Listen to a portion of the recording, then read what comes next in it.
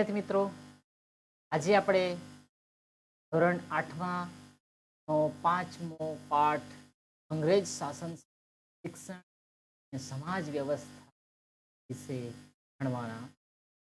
ચાલો વિદ્યાર્થી મિત્રો, પાઠની શરૂઆત કરીએ. તો સૌપ્રથમ વિદ્યાર્થી મિત્રો, પ્રાચીન ભારતમાં વિશ્વવિખ્યાત કહી શકાય તેવી તક્ષશિલા, યાદ રાખજો, તક્ષશિલા,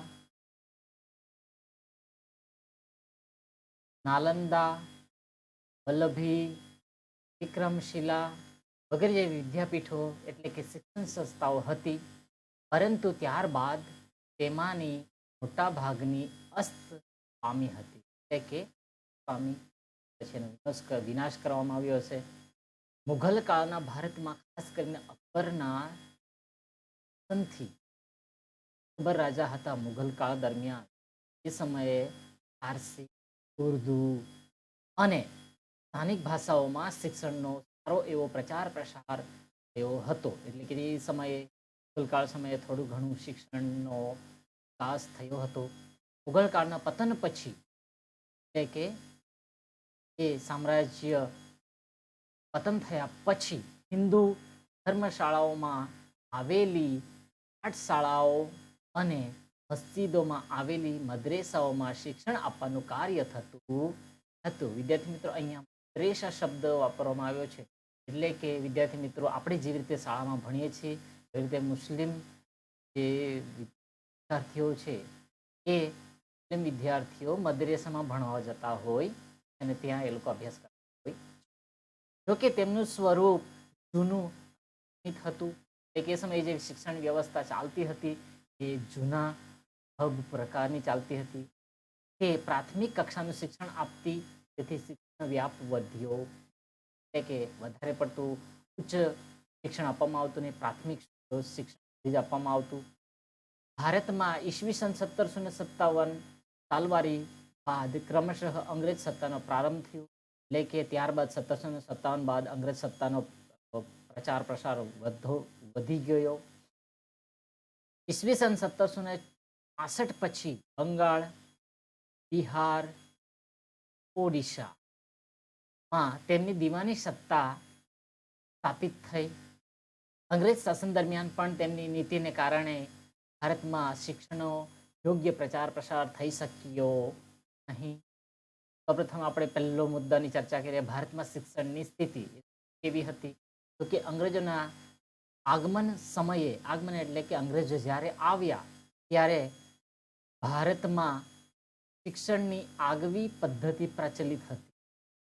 આગવી પદ્ધતિ એટલે કે અંગ્રેજો આવ્યા તે સમયે જે પ્રાચીન સમયથી શિક્ષણ પ્રણાલી ચાલતી હતી એ પ્રણાલી ચાલતી.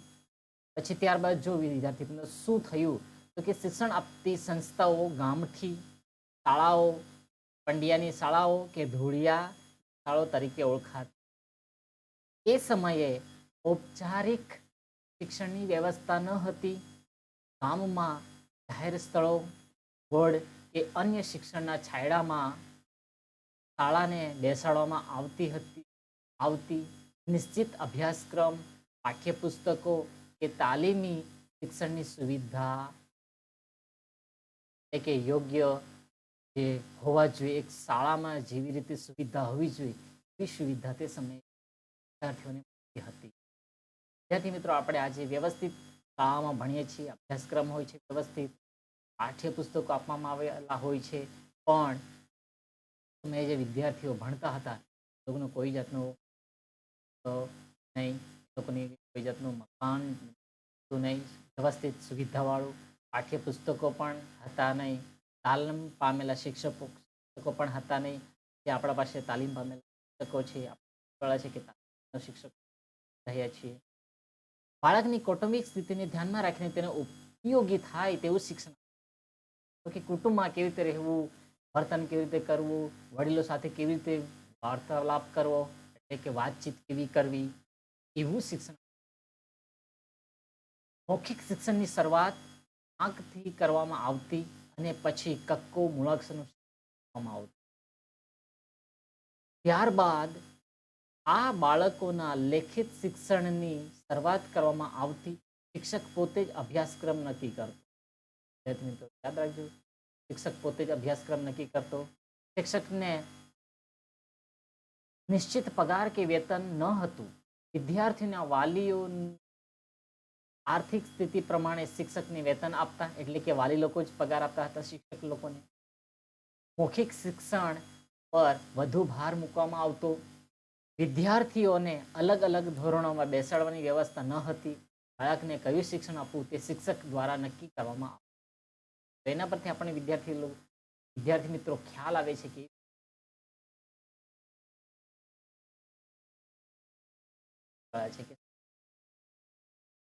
તે સમયે જે વિદ્યાર્થીઓ ભણ્યા હતા પણ બહુ જ હોશિયાર, વ્યવસ્થિત ઉચ્ચ શિક્ષણ પામેલા હતા.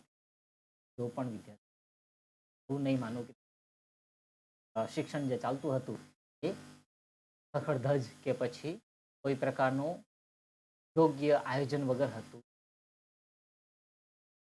પ્રારંભિક શિક્ષણની વ્યવસ્થા મુદ્દા વિશેની ચર્ચા કરીએ તો પ્રારંભિક એટલે કે શરૂઆતના શિક્ષણની વ્યવસ્થા કેવી હતી? તો કે ભારતમાં પશ્ચિમી ઢબે શિક્ષણ આપવાની શરૂઆત ભારતમાં આવેલી વિદેશી પ્રજાએ કરી તેમ કહી શકાય છે. ભારતમાં સૌપ્રથમ શિક્ષણ સંસ્થાની સ્થાપના એટલે કે વિદેશી પશ્ચિમી ઢબે એટલે કે પશ્ચિમના દેશો જે શિક્ષણ આપતા હતા એવી પ્રણાલીથી ભારતમાં સૌપ્રથમ શિક્ષણ સંસ્થાની સ્થાપના વિલિયમ કેરે કોલકાતા પાસે આવેલ શ્રીરામપુરમાં ઈસવીસન 1789માં કરી. આ શિક્ષણ યાદ રાખજો, ત્યાંથી શરૂઆત થઈ શ્રીરામપુરામાં ઈસવીસન 1789માં. આ શિક્ષણ સંસ્થાઓમાં સંસ્કૃત, બંગાળી, મરાઠી, હિન્દી, રામાયણ, વ્યાકરણ વગેરેનું શિક્ષણ આપવામાં આવતું હતું. શ્રીરામપુરમાં જ તેમના સાથીદાર માર્શમેન અને તેમના પત્નીએ કન્યા શાળાની સ્થાપના કરી શ્રીરામપુરમાં. આ રીતે મિશનરી પ્રવૃત્તિ સાથે સંકળાયેલા અંગ્રેજોએ બંગાળમાં શિક્ષણ વ્યવસ્થાની શરૂઆત કરી. ભારતમાં શિક્ષણ શરૂઆત થઈ. પ્રાથમિક અને માધ્યમિક શિક્ષણ જોઈએ. પ્રાથમિક અને માધ્યમિક શિક્ષણ તે સમયે કેવું આપવામાં આવતું? તો કે ઈસવીસન 1813માં સંધિધારાથી ખ્રિસ્તી પાદરીઓને ભારતમાં શિક્ષણ સંસ્થાઓ સ્થાપવાની છૂટ આપવામાં આવી. એલેક્ઝાન્ડર ડફ નામના પાદરીએ ભારતમાં સૌપ્રથમ પાશ્ચાત્ય શિક્ષણ આપતી શાળાઓ સ્થાપી. સૌપ્રથમ પાશ્ચાત્ય શિક્ષણ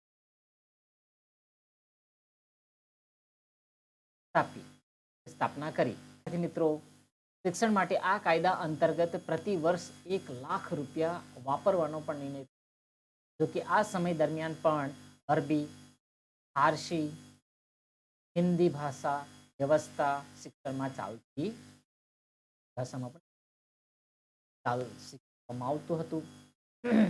તો ભારતના કેટલાક અગ્રીમ સુધારકો અને અંગ્રેજ અધિકારીઓ સંપૂર્ણ ભારતમાં પાશ્ચાત્ય શિક્ષણ શરૂ થાય તેવા મતના હતા. તો કેટલાક હિન્દુ, મુસ્લિમો અનુક્રમે પાઠશાળાઓ અને મદ્રેસાઓમાં પણ શિક્ષણ આપવું જોઈએ તેમ માનતા હતા. જોકે ઈસ્ટ ઇન્ડિયા કંપની વિલિયમ બેન્ટિંગના સમયમાં ઈસવીસન 1833ના સંધિધારા અંતર્ગત પાશ્ચાત્ય શિક્ષણ આપવા તરફ અગ્રેસર થઈ ગયા. પરિણામે 1835માં ભારતમાં પ્રથમ અંગ્રેજી કેળવણીનો પ્રારંભ થયો. એટલે કે અંગ્રેજી શિક્ષણ ભારતમાં પ્રથમ શરૂઆત ક્યારે કરવામાં આવી થઈ શકે છે? મિત્રો ધ્યાન આપજો, 1835માં. હવેથી માત્ર અંગ્રેજી શિક્ષણને ઉત્તેજન આપવા માટે જ નાણાકીય સગવડ ધરાશે તેવી બ્રિટિશ નીતિ સ્પષ્ટ થઈ ગઈ.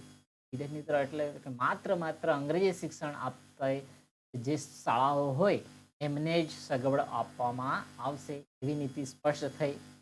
1854માં ગુડના નીતિપત્ર રીતો દ્વારા ભારતમાં ભારતીય શિક્ષણ પ્રણાલીને બદલે યુરોપિયન શિક્ષણ પ્રણાલી અપનાવવામાં આવી. યાદ રાખજો કોણે, તો કે વુડ નીતિપત્ર દ્વારા હા નક્કી કરવામાં આવ્યું. પ્રણાલીને બદલે યુરોપિયન શિક્ષણ પ્રણાલી અપનાવવામાં આવી. તમે વિલિયમ બેન્ટિંગનો ફોટો જોઈ શકો છો વિદ્યાર્થી મિત્રો. આગળ વધીએ. ભારતમાં અંગ્રેજી શિક્ષણ શરૂ કરવાનું શ્રેય વિલિયમ બેન્ટિંગને પાળે જાય છે વિદ્યાર્થી મિત્રો. પાળે જાય છે.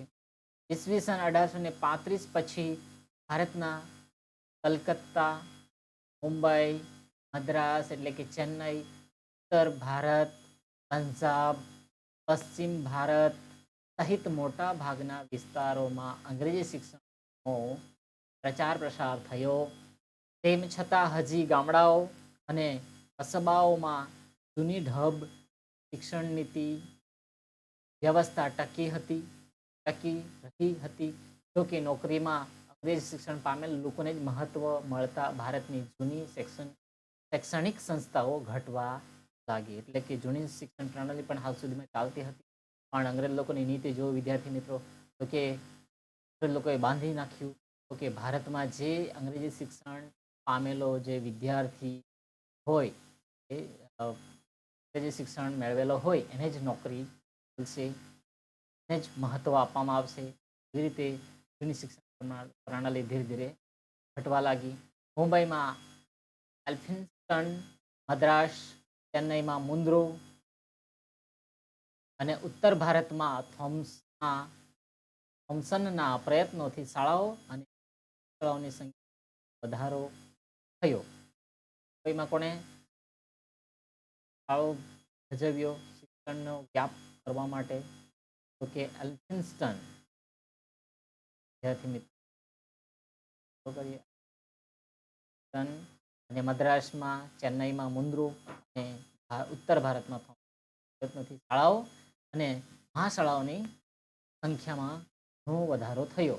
ઉત્તર ભારતમાં પ્રાથમિક શાળાનું શિક્ષણનું પ્રમાણ ખાસું વધ્યું. ઈસવીસન 1882ના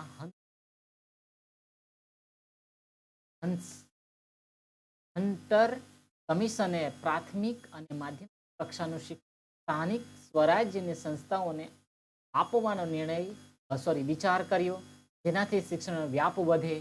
એટલું નહીં, આ કમિશને પ્રાંતિક આવકના નાણાંનો અમુક ટકા હિસ્સો શિક્ષણ પાછળ ખર્ચવાની ભલામણ કરી. કે માધ્યમિક શિક્ષણ ક્ષેત્રે પણ સરકારે બિન સરકારી શાળાઓને અગ્રેસર કરી નિયમો ઉદાર બનાવી, પુસ્તકાલયો વસાવવાની અને ફી લેવાની છૂટ આપી માધ્યમિક શિક્ષણનો પણ વિકાસ કર્યો.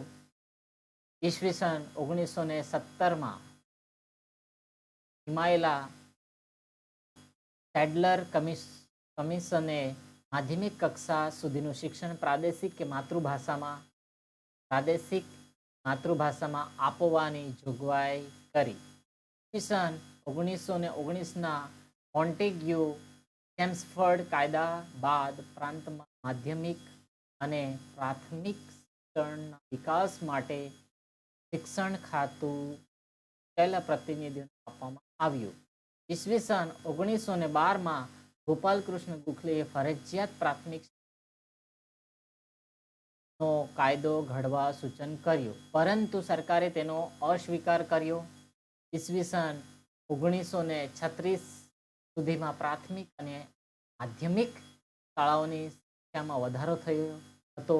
આ દ્રષ્ટિએ અંગ્રેજોએ માત્ર સસ્તા કારકુનો મેળવવા ભારતીયોને પાયાનું શિક્ષણ મળે એટલા જ પૂરતો પ્રયત્ન કર્યો. કે વિદ્યાર્થી મિત્રો, અંગ્રેજ લોકો એવું નહીં ઈચ્છતા હતા શિક્ષિત વર્ગ વધે, માત્ર એ લોકોને મજદૂરો પૂરતું જ ખાલી શિક્ષણ, એટલે કે પાયાનું શિક્ષણ એ લોકોને આપવા માટે જ ખાલી કારકુનો મળે જ ખાલી શિક્ષણ આપવાનો પ્રયત્ન કર્યો હતો. પરંતુ વિજ્ઞાન, ટેકનોલોજી અને કૌશલ્ય સંવર્ધન શિક્ષણને કોઈ મહત્વપૂર્ણ વ્યવસ્થા કરી નહીં. આમ ભારત શિક્ષણ ક્ષેત્રે વિશ્વમાં ઘણું પછાત રહ્યું. રહ્યો હતો. ઉચ્ચ અને ટેકનિકલ શિક્ષણ વિશે જોઈએ. આ મુદ્દાની આજે ચર્ચા કરીએ વિદ્યાર્થી મિત્રો. ઉચ્ચ ટેકનિકલ શિક્ષણ, તો કે ભારતમાં અંગ્રેજોનું શાસન સ્થપાયા બાદ પાશ્ચાત્ય ઢબે ઉચ્ચ શિક્ષણની ક્રમશઃ શરૂઆત થઈ. સૌપ્રથમ તો કે વેલેસ્લીએ ઈસવીસન 1801માં કલકત્તામાં ફોર્ટ વિલિયમ કોલેજની સ્થાપના કરી. વિદ્યાર્થી મિત્રો કઈ જગ્યા પર? તો કે 1801માં કલકત્તામાં ફોર્ટ વિલિયમ કોલેજની સ્થાપના કરી. ઈસવીસન 1817માં ડેવિડ હેર અને વેદનાથ મુખર્જીના પ્રયાસોથી કલકત્તામાં હિન્દુ કોલેજ સ્થપાઈ, જેમાં ભારતીય ભાષાઓ અંગ્રેજી, ગણિત, ઇતિહાસ, ભૂગોળ અને ખગોળશાસ્ત્ર જેવા વિષયો શરૂ કરવામાં આવ્યા. ઈસવીસન 1855માં તે પ્રેસિડેન્સી કોલેજ તરીકે ઓળખાય. જો કે આ પહેલા સરકારી કચેરીઓ માટે શિક્ષિત કર્મચારીઓ મેળવવા વોરેન હેસ્ટિંગે ઈસવીસન 1780માં કોલકાતા મદ્રેસા એટલે કે મુસ્લિમ કોલેજ અને જોનાથન ડંકને ઈસવીસન 1791માં બનારસ સંસ્કૃત કોલેજની સ્થાપના કરી હતી. એમ્સ હર્સ્ટે ઈસવીસન 1823માં કલકત્તામાં સંસ્કૃત કોલેજની સ્થાપના કરી. ઉચ્ચ શિક્ષણ માટે અને ખાસ કરીને હિન્દના શિક્ષણ માટેનો મેગ્ના કાર્ટા કહી શકાય તેવો શિક્ષણ સુધારો ઈસવીસન 1854માં વુડના ખરીદાથી થયો. એટલે કે હકીકતમાં હવે જે ભારતમાં શિક્ષણની શરૂઆત થવી જોઈએ હિન્દુ સંસ્કૃતિ પ્રમાણે વુડના ખરીદાથી થઈ. તેણે ખાસ કરીને દરેક પ્રાંતમાં યુનિવર્સિટીઓની સ્થાપના કરી. એટલે કે દરેક પ્રાંતમાં એક સ્થાપના કરી. અલગ શિક્ષણ ખાતાની રચના કરવામાં આવી. સરકારી કોલેજ અને શાળાઓની જાળવણી કરવી, ખાનગી શાળાઓને સરકારી અનુદાન આપવા, શિક્ષકોની તાલીમ માટે તાલીમી સંસ્થાની શરૂઆત શરૂ કરવા, ધંધાદારી કે વ્યવસાયિક શિક્ષણનો વ્યાપ વધારવા, દરેક તાલુકામાં પ્રાથમિક અને જિલ્લામાં માધ્યમિક શાળાઓ સ્થાપવા અને સ્ત્રી શિક્ષણને ઉત્તેજન આપવા ભલામણો કરી. એવી રીતે વુડના ખરીદા પ્રમાણે શરૂઆત કરી. તેની સાથે સાથે શિષ્યવૃત્તિઓની પણ જોગવાઈ કરી. ઈસવીસન 1854ના વુડના ખરીદાને કારણે પ્રાંતમાં શિક્ષણ નિયામકની નિમણૂક અને અલગ શિક્ષણ ખાતું શરૂ થયું. કોલકાતા, મુંબઈ અને મદ્રાસ, ચેન્નઈમાં લંડન યુનિવર્સિટીના નમૂના પ્રમાણે યુનિવર્સિટીની સ્થાપના કરવામાં આવી. ખૂબ જ સરસ વિદ્યાર્થી મિત્રો, ધ્યાન આપજો. એટલે કે કઈ કઈ જગ્યા પર યુનિવર્સિટીની સ્થાપના થઈ?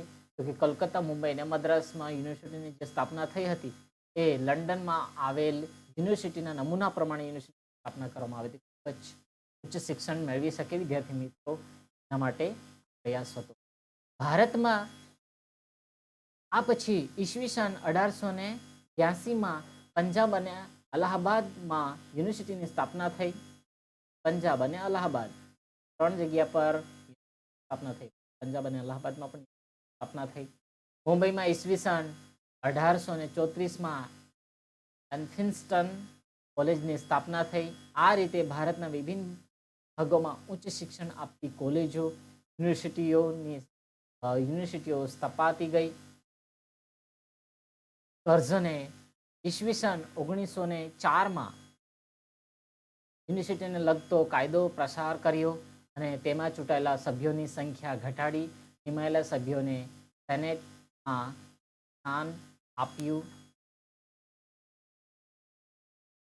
20મી સદીમાં પણ ભારતમાં ઈસવીસન 1916માં બનારસમાં હિન્દુ યુનિવર્સિટી, ઈસવીસન 1920માં જામિયા મિલિયા યુનિવર્સિટી અને ઈસવીસન 1922માં શાંતિનિકેતન વિશ્વ ભારતી યુનિવર્સિટી ગતિની ઉચ્ચ શિક્ષણની સંસ્થાઓની સ્થાપના થઈ. ઈસવીસન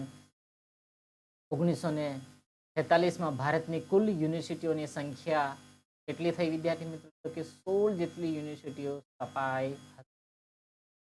જો કે તે અપૂરતી હતી, તે નોંધવું રહ્યું, કારણ કે વિશાળ જનસંખ્યા અને ભૌગોલિક વ્યાપ ધરાવતા રાષ્ટ્રમાં માત્ર 16 જ યુનિવર્સિટીઓની સંખ્યાથી ઉચ્ચ શિક્ષણનો કોઈ પ્રચાર પ્રસાર કુલ પ્રમાણમાં થઈ શક્યો.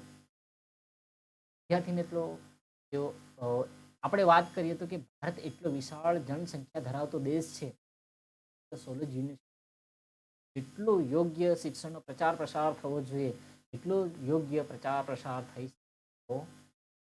હવે પછી આપણે ચર્ચા કરીએ વ્યાવસાયિક શિક્ષણ એટલે કે વ્યવસાય કરવા માટેનું શિક્ષણ કેવું આપવામાં આવતું. તો કે ઈસવીસન 1854માં ઓગણના ખરીતામાં વ્યવસાયિક શિક્ષણ આપવાની જોગવાઈ હતી.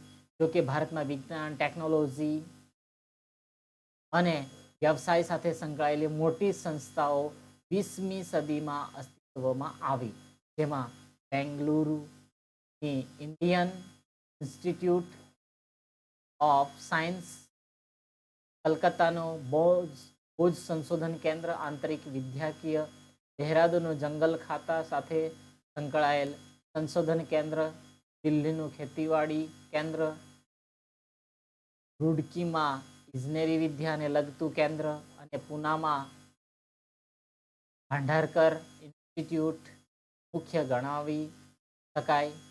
આટલી જે મુખ્ય વ્યવસાયિકને લગતી જે શિક્ષણ આપતી જે શાખાઓ હતી એ આ પ્રમાણે હતી. સ્ત્રી શિક્ષણને લગતું આ આપણે ચર્ચા કરીએ આ મુદ્દા બાદ. તો કે શ્રીરામપુરથી સ્ત્રી શિક્ષણની શરૂઆત થઈ હતી. પ્રશ્ન પૂછાઈ શકે છે વિદ્યાર્થી મિત્રો, શ્રીરામપુરથી સ્ત્રી શિક્ષણની શરૂઆત થઈ. કઈ જગ્યા પરથી સ્ત્રી શિક્ષણની શરૂઆત થઈ? કે શ્રીરામપુરથી. ઈસવીસન 1813 થી ઈસવીસન 1851 સુધીના સમયમાં બંગાળ, મુંબઈ, મદ્રાસ પ્રાંતમાં ખ્રિસ્તી પાદરીઓએ અને અન્ય કેટલાક અમીર કુટુંબોએ કન્યા શિક્ષણ આપતી સંસ્થાની સ્થાપના કરી હતી. રાજારામ મોહનરાય અને દયાનંદ સરસ્વતીએ 19મી સદીમાં સ્ત્રી શિક્ષણ માટે ખાસ હિમાયત કરી હતી. યાદ રાખજો, રાજારામ મોહનરાય અને દયાનંદ સરસ્વતી એ આજે મહાન હસ્તીઓ છે, એમણે સ્ત્રી શિક્ષણ માટે ખાસ ઉત્તેજન આપ્યું હતું. પરંતુ આ સમયગાળામાં સરકારે સ્ત્રી શિક્ષણ મોટે ભાગે ઉપેક્ષા કરી હતી. ઈસવીસન 1849 થી 50ના અરસામાં બંગાળના શિક્ષણ શાસ્ત્રી બેથુન અને પ્રખર બ્રહ્મો સમાજી ઈશ્વરચંદ્ર વિદ્યાસાગરે ઈસવીસન 1849માં હિન્દુ બાલિકા સરકારી સ્થાપના કરી. તેમણે ભારતમાં સ્ત્રી શિક્ષણનો પાયો મજબૂત બનાવ્યો. ઈસવીસન 1873માં બ્રિટિશ ભારતમાં 1640 કન્યા શાળાઓ હતી. આ સમયે માત્ર 4.89% જ કન્યાઓ શાળામાં જતી, એટલે કે સમગ્ર 19મી સદીમાં સ્ત્રી શિક્ષણની સ્થિતિ મોટે ભાગે નિમ્ન કક્ષાની રહી શકાય. રાજારામ મોહનરાય, તમે અહીંયા ફોટો જોઈ શકો છો રાજારામ મોહનરાયનો. નેક્સ્ટ મુદ્દો છે અગ્રણીય શિક્ષણ સુધારકો. તો કે 19મી સદીમાં ભારતમાં આધુનિક શિક્ષણ પામેલો મધ્યમ વર્ગ ઉભો થયો હતો. 19મી સદીમાં ખાસા મધ્યમ વર્ગના જે શિક્ષિત હતા, શિક્ષણ પામેલા જે લોકો હતા એ સંખ્યામાં વધારો થયો હતો. તેમાંના કેટલાક ખૂબ અગ્રણીય શિક્ષણ સુધારકો રહ્યા હતા. તેમણે જોયું કે ભારતમાં શિક્ષણનો અભાવ એ ભારતની ગુલામીનું મુખ્ય કારણ છે, અને જ્યાં સુધી રાષ્ટ્ર શિક્ષિત નહીં થાય ત્યાં સુધી તેઓ સર્વાંગીણ વિકાસ થઈ શકશે નહીં. એટલે આવા અગ્રણીય શિક્ષણ સુધારકોએ વ્યક્તિગત રીતે, સંસ્થાનગત રીતે કે અંગ્રેજોની સાથે મળીને મોટા પ્રમાણમાં શૈક્ષણિક પ્રવૃત્તિઓ શરૂ કરી, જેમાં અગ્રણીય હતા રાજા રામમોહન રાય. તેમણે અંગ્રેજો સાથે રહીને પણ શિક્ષણમાં વધારો ભારતમાં. તેમણે ઈસવીસન 1828માં બ્રહ્મો સમાજની સ્થાપના કરી. તેમણે વિલિયમ બેન્ટિંગને ભારતમાં અંગ્રેજી શિક્ષણનો પ્રારંભ કરવા નૈતિક બળ પૂરું પાડ્યું હતું. તેમના પ્રયત્નોથી ભારતમાં અંગ્રેજી કેળવણીનો પ્રારંભ થયો હતો. તો બ્રહ્મો સમાજના એવા જ અગ્રણી નેતા ઈશ્વરચંદ્ર વિદ્યાસાગર બંગાળમાં ઈસવીસન 1849 થી 50ના અરસામાં શાળાઓ શરૂ કરવાના પ્રયત્નશીલ હતા. તેમના પ્રયત્નોથી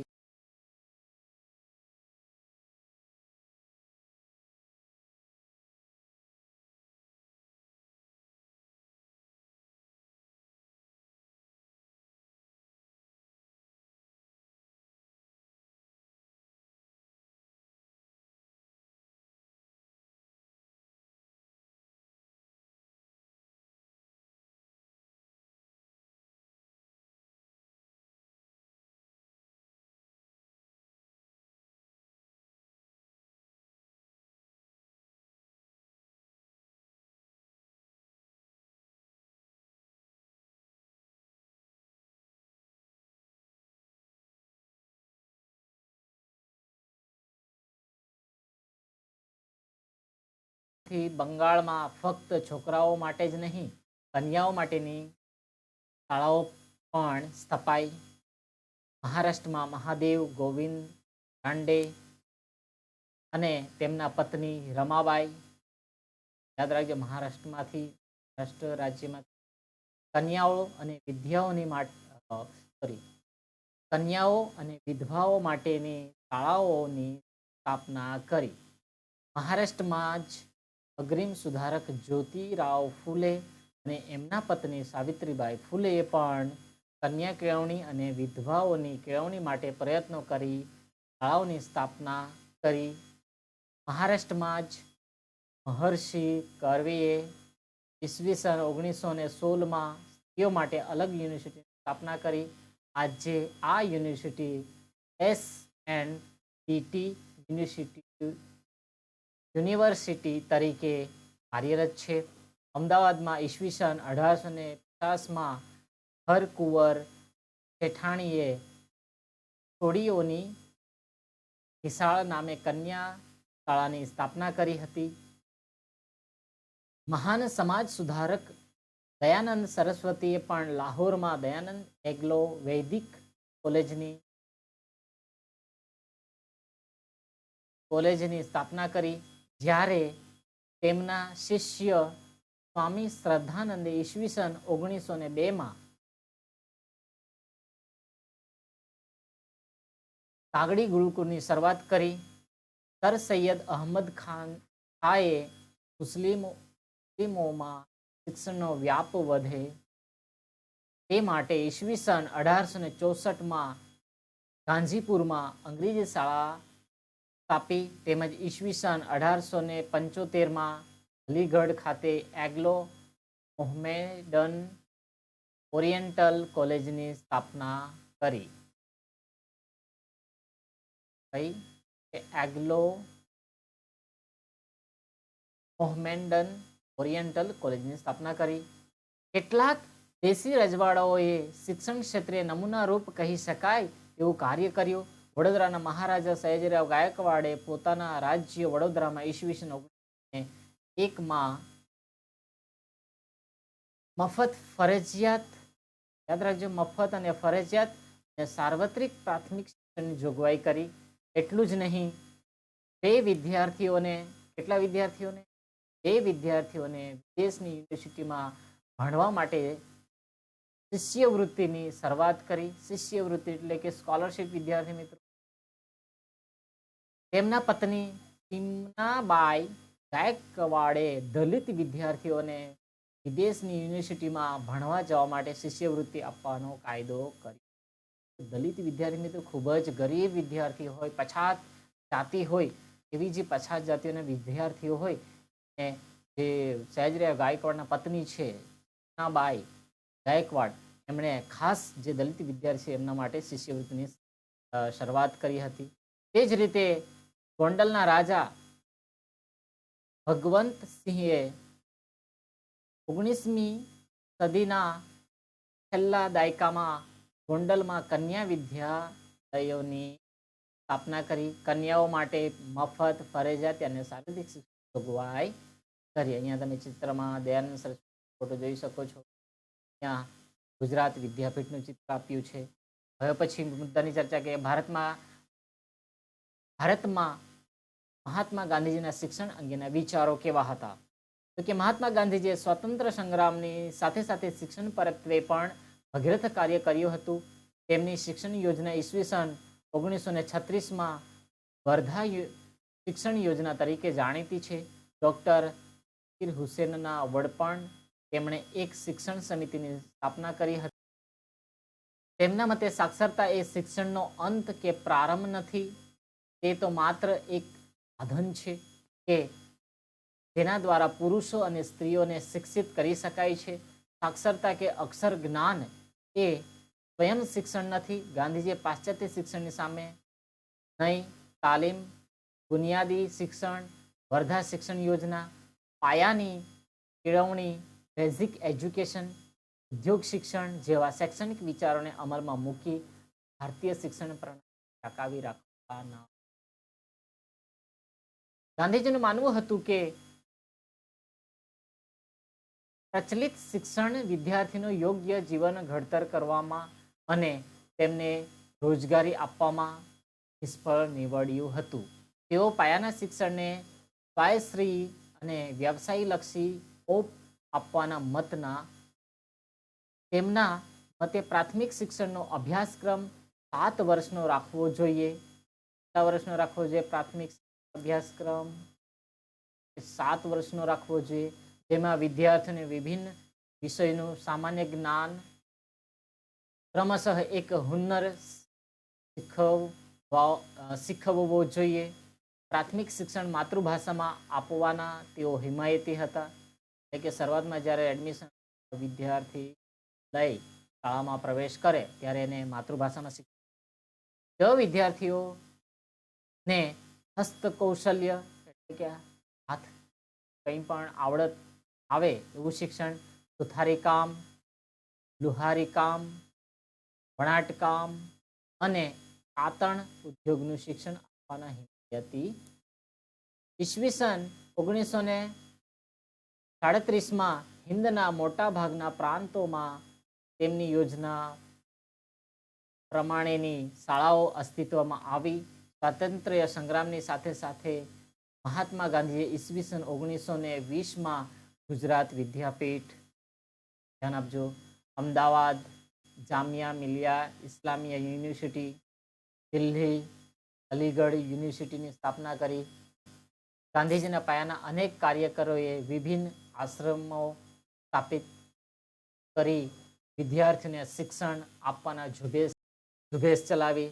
જેમાં ઠક્કર બાપા, જુગતરામ દવે, પૂર્ણિમા બહેન, અકવાસા વગેરે મુખ્ય છે. જાણવા જેવું ગમશે વિદ્યાર્થી મિત્રો કે ગાંધીજીના મતે કેળવણી એટલે બાળક અને મનુષ્યના શરીર, મન અને આત્માના પાંચસોનું આવિષ્કરણ. મહાત્મા ગાંધીજીના કેળવણી વિષયક વિચારો આપણને તેમની આત્મકથા સત્યના પ્રયોગો પુસ્તક લખી છે, મારા સ્વપ્નનું ભારત અને ગાંધીજીનો અક્ષરદેહ વગેરે પુસ્તકોમાંથી જાણવા મળે. રવિન્દ્રનાથ ટાગોરના શિક્ષણ અંગેના વિચારો કેવા હતા? વિદ્યાર્થી મિત્રો, મહાત્મા ગાંધીજીના શિક્ષણ વિશે જોયું, વિચારો વિશે જોયું. હવે આપણે જોઈએ રવિન્દ્રનાથ ટાગોરના શિક્ષણ વિચારો વિશે. તો કે કવિવર અને ગુરુદેવથી વિખ્યાત. કવિવર તરીકે રવિન્દ્રનાથ ટાગોર ઓળખાતો હતો અને ગુરુદેવથી પણ ઓળખાતો હતો વિદ્યાર્થી મિત્રો ભારતમાં. તો આ જે વિખ્યાત થયેલા મહાન સાહિત્યકાર રવિન્દ્રનાથ ટાગોરે બંગાળમાં પોતાના વિચારો પર શિક્ષણ સંસ્થાઓની સ્થાપના કરવાનો પ્રયત્ન કર્યો હતો. તેઓ પ્રખર પ્રકૃતિવાદી હતા. વિદ્યાર્થીઓને ભારતીય વિચારધારા અને સાંસ્કૃતિક તત્વોનું જ્ઞાન આપવાના મતના હતા. સાંસ્કૃતિક તત્વો, વિચાર, ભારતીય વિચારધારા અને સાંસ્કૃતિક તત્વો. પ્રકૃતિના ઘનિષ્ઠ સાનિધ્યમાં જ જ્ઞાન મળી શકે તેમ તેઓ પ્રકૃતિ ઉલ્લખ શિક્ષણના હિમાયતી હતા. તેમના મતે શિક્ષણ એ બાળકના સર્જનાત્મક વિકાસ કરી શકે તેવું હોવું જોઈએ. તેઓ માનતા કે શિક્ષણની કઠોર શિસ્તથી બાળક મુક્ત હોવું જોઈએ અને બાળકની કલ્પના શક્તિ અને કુતૂહલ વૃત્તિ વિકસે તેવી શિક્ષણ વ્યવસ્થા હોવી જોઈએ.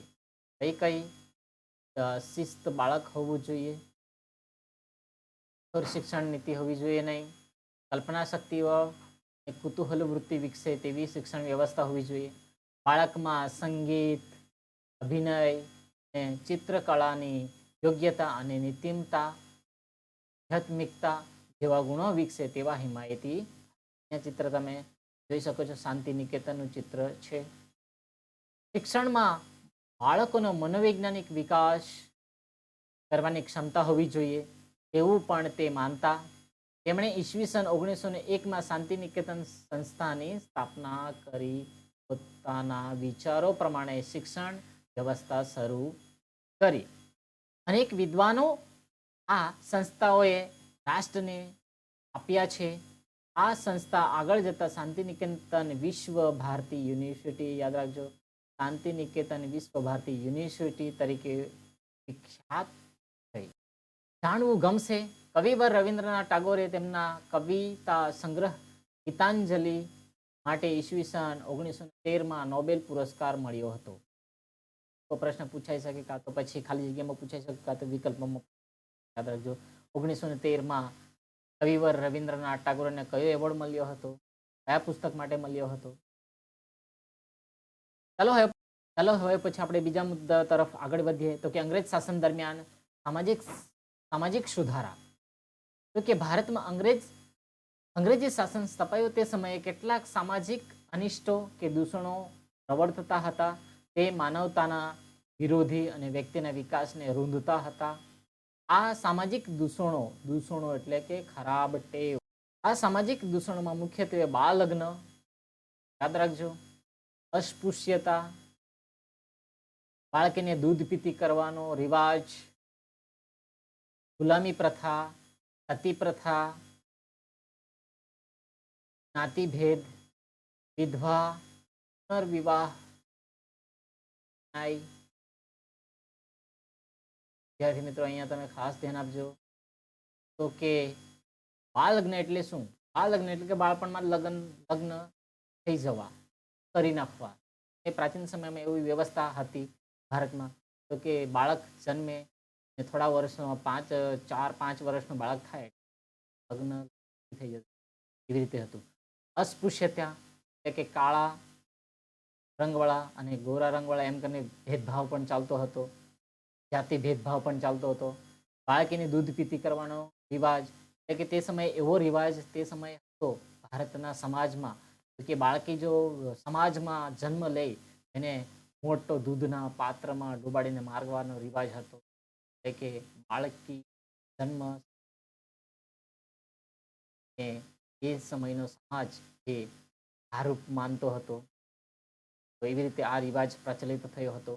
ગુલામી પ્રથા, કેટલીક જે જ્ઞાતિ જે લોકો હતા, જ્ઞાતિના લોકો હતા, ગરીબ અને એકદમ પછાત વર્ગના હતા, એને ગુલામ બનાવી દેવામાં આવતા હતા.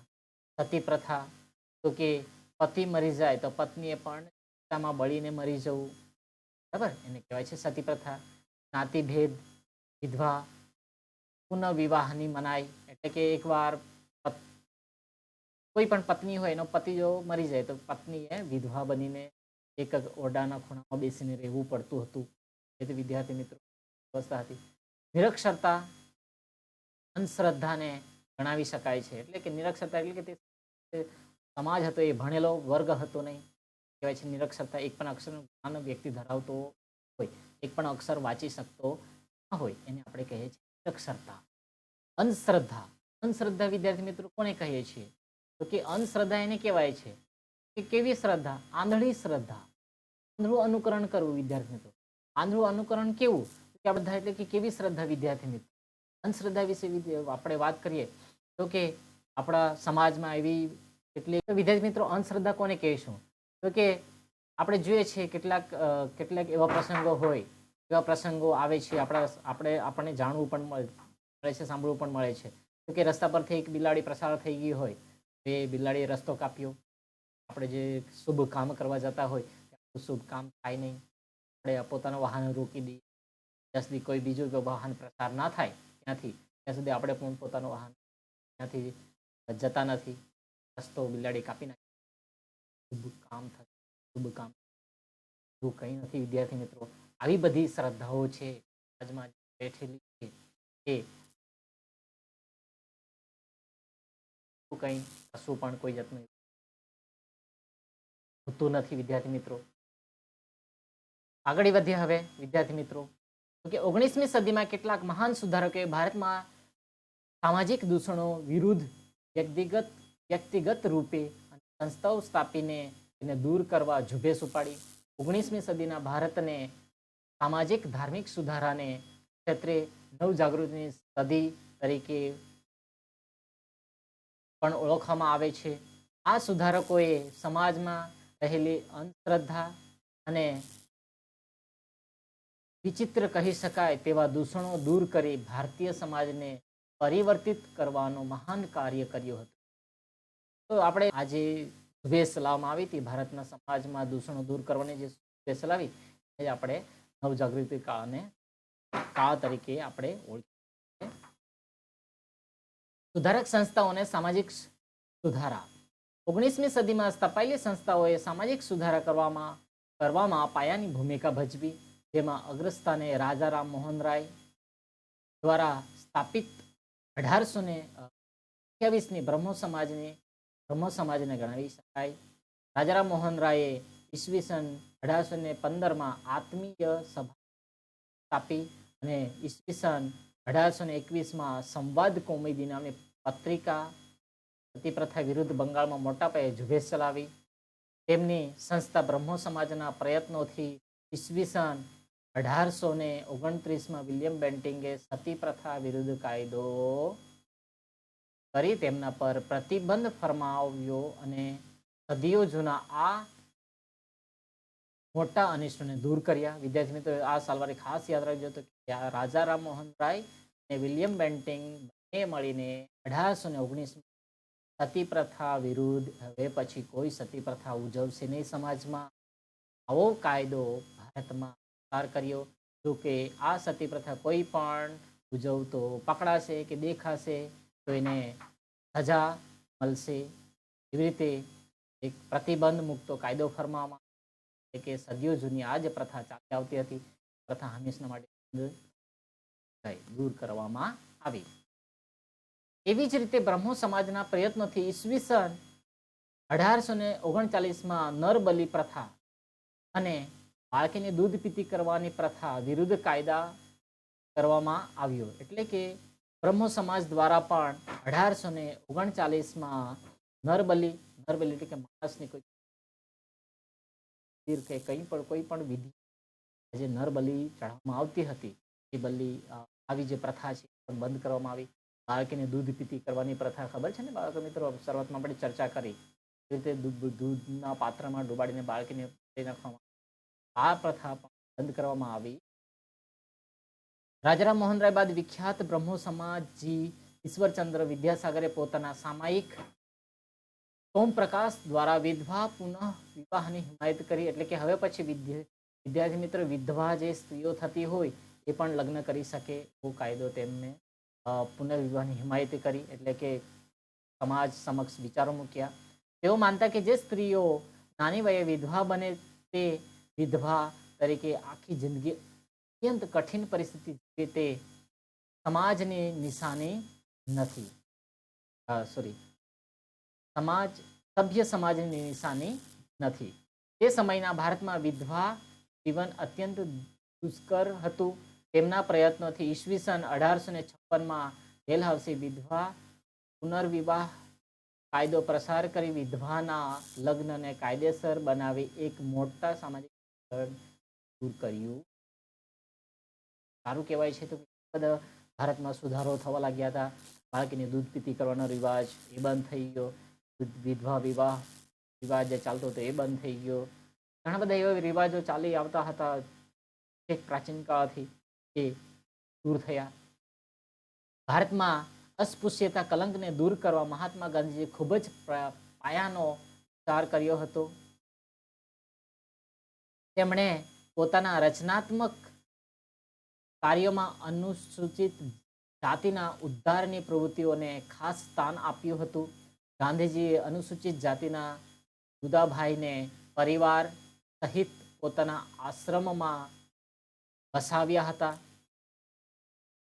મહારાજા સયાજીરાવ ગાયકવાડ પણ અનુસૂચિત જાતિના લોક ઉદ્ધારની પ્રવૃત્તિઓ સાથે સંકળાયેલા હતા. ડૉક્ટર ભીમરાવ આંબેડકરે અનુસૂચિત જાતિના લોકોને સામાજિક, શૈક્ષણિક, રાજકીય અધિકારો મળે તે માટે આજીવન સંઘર્ષ કર્યો.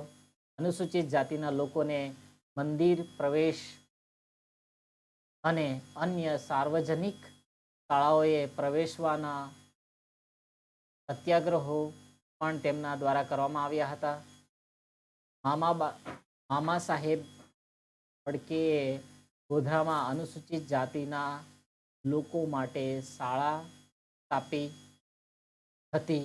તે જ રીતે પરીક્ષિત લાલ મજુમદારે અનુસૂચિત જાતિના લોકો માટે શાળા છાત્રાલયો સ્થાપી તેમના વિકાસ માટેના દ્વાર ખોલ્યા. શંકર બાપાએ આદિવાસી કે જનજાતિના પ્રદેશોમાં જઈ આશ્રમો સ્થાપ્યા. તેઓ માટે શિક્ષણની વ્યવસ્થા કરી અને એ રીતે તેમને ઉન્નત બનાવી મૂળ પ્રવાહમાં લાવવા ભગીરથ પ્રયત્નો કર્યા. આમ સુધારાની પ્રક્રિયા ધીમી પણ યોગ્ય દિશામાં પ્રગતિ કરી રહી હતી, જેનું સુંદર ચિત્ર આપણને હાલ જોવા મળે. બાળ લગ્ન તો કે અંગ્રેજોના ભારતમાં આગમન સમયે બાળ લગ્નોની કુપ્રથા લગભગ દરેક સમાજમાં પ્રચલિત હતી. બાળ લગ્નોના પરિણામે કજોડાના સંજોગોમાં મોટા ભાગે મહિલાઓ શોષણનો ભોગ બનતી. મહિલાઓ તેમજ કેટલેક અંશે પુરુષો પણ બાળ લગ્નના પરિણામને વિકાસથી વંચિત રહી જતા હતા. કેશવચંદ્ર સેન નામના અન્ય એક બ્રહ્મો સમાજી નેતાએ કેશવચંદ્ર સેન અને બ્રહ્મો સમાજી નેતાએ ઈસવીસન 1870માં બાળ લગ્ન વિરુદ્ધ વ્યાપક ઝુંબેશ ચલાવી. તેમના મતે બાળ લગ્ન એ સમાજનું સૌથી મોટું દૂષણ છે. તે બાળકના શારીરિક અને માનસિક વિકાસને તો રૂંધે છે જ, પરંતુ તેની શૈક્ષણિક પ્રગતિમાં પણ મોટો અવરોધ ઊભો કરનારો પરિબળ છે. તેમના પ્રયત્નોથી ઈસવીસન 1872માં લગ્ન વય સંમતિ ધારો પસાર થયો. આ ધારાથી 12 વર્ષથી નીચેના વયના છોકરા કે છોકરીના લગ્ન ગેરકાયદેસર ગણવામાં આવ્યા. જાણવા જેવું ગમશે એ તમે વાંચી લેજો. કન્યા કેળવણી મહિલાઓને શિક્ષણથી દૂર રાખવાના માઠા પરિણામો ભારતમાં જોવા મળ્યા હતા. સમાજનું લગભગ અડધું અંગ શિક્ષિતથી વંચિત રહે એ સમાજ માટે પણ ઘાતક પુરવાર થાય. ઉપરાંત બાળકોના ઘડતરમાં સ્ત્રીઓનું યોગદાન મહત્વપૂર્ણ છે. જો તેઓને શિક્ષણ ન મળે તો ભવિષ્યમાં સમાજ પાંગળો બને. એ માટે કન્યા કેળવણીની જરૂરિયાત છે. મૂળના ખરીતામાં ભારતીય પ્રજામાં સ્ત્રી શિક્ષણને વધુ ઉત્તેજન મળે તેવા પગલાં ભરવાનું ગવર્નર જનરલે સૂચન કર્યું. ખરીતામાં સૂચવેલા ગ્રાન્ટ ઇન એડ પદ્ધતિમાં કન્યાઓ માટેની શિક્ષણ સંસ્થાઓનો સમાવેશ કરવામાં આવ્યો. ભારતમાં એ વખતના ગવર્નર જનરલ ડેલહાઉસીનું સ્ત્રી કેળવણી પ્રત્યેનું હકારાત્મક વલણ હતું. કાઉન્સિલ ફોર એજ્યુકેશનને માર્ગદર્શન આપતા તેમણે જાહેર કર્યું હતું કે ઈસવીસન 1854 ખરીતામાં શિક્ષણને તે જે જવાબદારી છે તે સરકારે સ્વીકારવી જોઈએ. ગુડના ખરીદાથી સ્ત્રી કેળવણીના ખર્ચમાં ભારે વધારો કરવાનો અનુરોધ કર્યો. પરિણામે નવી કન્યા શાળાઓ. વિધવા વિવાહ. મધ્યકાલીન ભારતમાં પતિના મૃત્યુ બાદ વિધવાઓને પુનર્લગ્નની છૂટ મળતી ન હતી. તે સમયમાં આર્થિક ઉત્પાદનનું કાર્ય પુરુષો કરતા હતા. ઘરનું કામ, ખેતીનું કામ પુરુષો જ કરતા હતા. આવા પુરુષોનું મૃત્યુ થતા વિધવા માટે જીવન જીવવું જ મુશ્કેલ થઈ જતું હતું. આ દુર્દશા દૂર કરવા મહિલાઓને શિક્ષણ આપવું, તેઓને આર્થિક રીતે પગભર કરી ને પુનર્લગ્નની છૂટ આપવી અત્યંત આવશ્યક હતી. પ્રાચીન ભારતમાં વિધવા વિવાહની પ્રથા હતી, પરંતુ પછી આ પ્રથા બંધ થઈ. વિધવાઓના પુનર્લગ્ન માટે સમાજ સુધારકોએ ભગીરથ પ્રયત્નો કર્યા, જેમાં રાજા રામ મોહન રાય, ઈશ્વરચંદ્ર વિદ્યાસાગર મુખ્યત્વે હતા. સમાજ સુધારકોએ વિધવા વિવાહ માટે પુસ્તકો, ચોપાનિયા, પેમ્ફલેટ આપી લોકોને આ માટે જાગૃત કર્યા. મહારાષ્ટ્રમાં મહાદેવ ગોવિંદ રાંડે, રમાબાઈ રાંડે, જ્યોતિબાઈ ફૂલે, સાવિત્રીબાઈ ફૂલે, કવિવર કર્વે, હરસી કર્વે, ગોપાલકૃષ્ણ ગોખલે વગેરેએ પણ વિધવા પુનઃવિવાહ માટે બાળલગ્ન વિરુદ્ધ બહુ જ મોટી ઝુંબેશ ચલાવી. વિધવા આશ્રમોની સ્થાપના કરી. આ દૂષણો માટે પડકાર આપ્યો. સ્ત્રીઓને શિક્ષણ મળે તે માટે સંસ્થાઓ સ્થાપી. ગુજરાતમાં ઈસવીસન 1834માં દુર્ગારામ મહેતાએ સુરતમાં માનવ ધર્મ સભાની સ્થાપના કરી. લોકોને વહેમ, અંધશ્રદ્ધા અને દોરાધાગાની પ્રવૃત્તિઓમાંથી છોડાવવા પૂર્ણ કાર્ય કર્યું. તો ગુજરાતના મહાન સુધારકો નર્મદ, કરસનદાસ મૂળજી, હિપતરામ, રૂપરામ, દલપતરામ વગેરેએ પણ બાળ લગ્ન અને વિધવા વિવાહની મનાઈ વિરુદ્ધ આંદોલનો ચલાવ્યા. નર્મદે એક વિધવા સાથે લગ્ન કરી દાખલો બેસાડ્યો હતો. ગવર્નર જનરલ કાઉન્સિલના સભ્ય J.B. ગ્રાન્ટે રજૂ કરેલ બિલને, જેને વિધવા પુનઃલગ્ન અધિનિયમ 1856 તરીકે ઓળખાય છે. આ કાનૂન અંતર્ગત કલકત્તામાં શ્રી ચંદ્ર વિદ્યારત્ન અને કાલીમતી દેવીના વિવાહ થયો. શ્રી ચંદ વિદ્યારત્ન સંસ્કૃત કોલેજમાં અધ્યાપક હતા.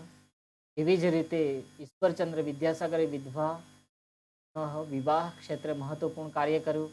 એવી જ રીતે આંધ્રમાં કુંદકુરી વિરેસલિંગમ, પશ્ચિમ ભારતમાં Mahadev Govind રાંડે, P.K. Karve, R.G. Bhandarkar, P.M. માલાબારીએ પ્રશંસનીય કાર્ય કર્યું. રામકૃષ્ણ મિશન અને સ્વામી વિવેકાનંદ. આવી વિશે મુદ્દાની ચર્ચા કરીએ વિદ્યાર્થી મિત્રો. તો કે રામકૃષ્ણ પરમહંસ કોલકાતા પાસેના દક્ષિણેશ્વર ઉચ્ચ કોટીના મહાન સંત હતા. રામકૃષ્ણ પરમહંસના સરળ તથા પ્રબળ વ્યક્તિત્વને કારણે બંગાળના નવયુવાનોમાં સૌથી તેજસ્વી યુવાન કોલકાતાના યુનિવર્સિટીના યુવાન એજ્યુકેટ નરેન્દ્રનાથ દત્ત, જે પાછળથી સ્વામી વિવેકાનંદ તરીકે નામે પ્રસિદ્ધ થયા હતા. તેમનો જન્મ 12મી જાન્યુઆરી 1863માં થયેલ. પિતાનું નામ શ્રીનાથ દત્ત, માતાનું નામ ભુવનેશ્વરી દેવી હતું. સ્વામી વિવેકાનંદે રામકૃષ્ણ પરમહંસની ઉદાર ધર્મ ભાવના અને સેવા ભાવનાનો પ્રચાર કરવા માટે રામકૃષ્ણ મિશન નામની સંસ્થાની સ્થાપના ઈસવીસન 1897માં કરી. તેમણે અમેરિકાના શિકાગો શહેરમાં ઈસવીસન 1893માં ભરાયેલા સર્વધર્મ સંમેલનમાં ભાગ લીધો. વિશ્વ સર્વધર્મ સંમેલનમાં ભાગ લીધો. વિશ્વ ધર્મ પરિષદના સભ્યોને ભાઈઓ અને બહેનો એટલે કે બ્રધર્સ એન્ડ સિસ્ટર્સ શબ્દો દ્વારા સંબોધન કરીને તેઓને મત મુગ્ધ કર્યા. પછી તેઓએ વિવિધ દેશોનો પ્રવાસ કર્યો અને ભારતીય સંસ્કૃતિ પ્રચાર પ્રસાર કર્યો. સ્વામી વિવેકાનંદનો ફોટો અહીં જોઈ શકો છો. ઉપદેશ. તેમને તે સમયના પ્રચલિત સામાજિક દૂષણો તથા ધાર્મિક ક્રિયાકાંડોનો સખત વિરોધ કર્યો. તેમણે સમાજ સેવા અને સમાજ સુધારનો ઉપદેશ આપ્યો. તેઓએ સ્પષ્ટ માનતા કે જે ધર્મ કે ઈશ્વર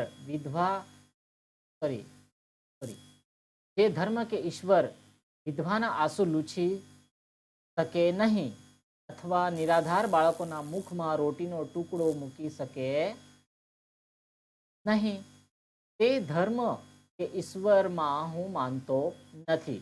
તેઓ કહેતા કે પહેલા અન્ન પછી ધર્મ, એટલે કે પહેલા ખાવાનું પછી જ ધર્મ, પછી ધર્મની વાત. તેઓ મનુષ્ય માત્રમાં ઈશ્વરના દર્શન કરતા હતા, એટલે કે માણસમાં જ ભગવાન વસેલો છે. તેમના મત મુજબ માનવ સેવા એ જ પ્રભુ સેવા. તેઓ યુવાનોને કહેતા કે ઉત્તિષ્ઠત જાગ્રત પ્રાપ્ય વરાનિધ બોધત. ઉઠો, જાગો અને ધ્યેય પ્રાપ્તિ સુધી મંડ્યા રહો. તેમની વાણીમાં ડહાપણનું ઊંડાણ, અનુભવનો નિચોડ, શબ્દોની તાજગી જેવા જોવા મળે છે. તેઓ નવી વિચારધારાના પ્રતીક અને ભવિષ્ય માટે એક મહાન શક્તિ સ્ત્રોત બન્યા. અંગ્રેજોએ શિક્ષણ વ્યવસ્થાને ચોક્કસ ઢાંચામાં ઢાળવાનો પ્રયત્ન કર્યો. તેમના શિક્ષણનો મુખ્ય હેતુ શાસન સુવ્યવસ્થિત ચલાવવા માટેના કારકુનો પેદા કરવા સુધી સીમિત હતો. પરિણામે ભારતમાં શિક્ષણને વેગ મળી શક્યો નહીં. તે સમયની સ્થિતિમાં ભારતમાં વર્ષોથી દ્રઢ થયેલા દૂર કરવા માટે પણ સમાજ સુધારકોએ કમર કસી વિવિધ સંસ્થાઓની સ્થાપના કરી. આ દૂષણો સામે તેમણે ચોપાનિયા, પુસ્તકો કે સભાઓ દ્વારા જાગૃતિ ફેલાવી. સમાજ સુધારકોની આ પ્રવૃત્તિને કારણે અંગ્રેજ સરકારે કેટલાક દૂષણો વિરુદ્ધ કાયદો ઘડી આ દૂષણો દૂર કરવા પ્રયત્નો કર્યા. સમય જતા સમાજે તે સ્વીકારી પ્રગતિ તરફ કદમ માંડ્યો. તો વિદ્યાર્થી મિત્રો, આ પાઠમાં તમને વ્યવસ્થિત સમજ પડી ગઈ હશે. જો તમને ફરીથી પાઠમાં કંઈ સમજ ના પડે તો તમે ફરીથી વિડીયો જોઈ શકો છો, રિપીટ કરી શકો છો. તો આ પાઠનું જે સ્વાધ્યાય છે એ પાઠની સ્વાધ્યાયની ચર્ચા કરવા માટે હવે પછી વિડીયો આપણે વિદ્યાર્થી મિત્રો મળશું. સ્વાધ્યાયનો જે આપણે ચર્ચા કરવાના છે એ વિડીયો પછીથી નામ આવશે. એ તમારા પાસે તો વિદ્યાર્થી મિત્રો, હવે પછી આપણે સ્વાધ્યાયની ચર્ચા કરવા માટે બીજા વિડીયોમાં મળશું. બીજા વિડીયોમાં આપણે સ્વાધ્યાયના પ્રશ્નો, જે ખાલી જોડકા છે પછી વિકલ્પ છે, એની આપણે વ્યવસ્થિત વિગતવાર ચર્ચા કરશું. તો આપણે સ્વાધ્યાય માટે બીજો વિડીયો હું બનાવીશ. એનું જો તમને પહેલો ફર્સ્ટ જે વિડીયો બનાવું એ તમને મળે તરત જ તમારા પાસે આવી જાય, એના માટે પ્લીઝ ચેનલને સબસ્ક્રાઈબ કરજો, લાઈક કરજો. ખાસ કરીને વિડીયો બીજો બનાવો તો એમાં ખ્યાલ આવી જાય કે ખરેખર તમને વિડીયો ગમે છે અને સમજ પડે છે. જે પાઠ જે આપણે ચર્ચા કરી છે એમાં મજા આવી ભણવામાં. વિદ્યાર્થી મિત્રો, તો બીજા વિડીયોમાં આપણે બાય બાય.